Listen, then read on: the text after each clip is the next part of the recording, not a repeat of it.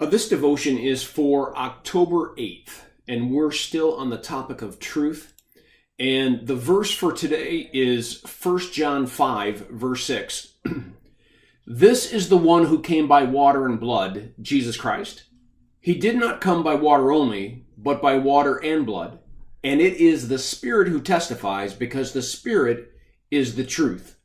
And the title for today's devotion is Real Truth is Taught by the Holy Spirit.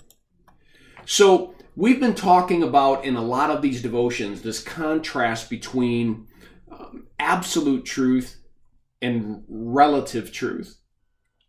And I want to explain why these are in such conflict. People want relative truth because they want to be the definer of truth. I mean, the best possible world is the world that acts exactly like Tom Donnelly wants it to act. I get to decide what truth is, and I get the expectation that everybody acts accordingly.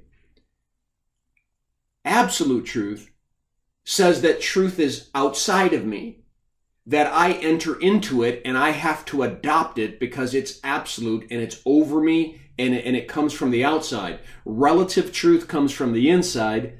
Absolute truth comes from the outside. And if you look at John 14, verse 6, where Jesus says, I am the way, the truth, and the life. And then you look at this verse from John, who says that the Holy Spirit is the truth. You begin to see that God is truth, and His Word is truth. And it is on the outside of us. And we have to allow that truth to come in, that absolute truth to come in.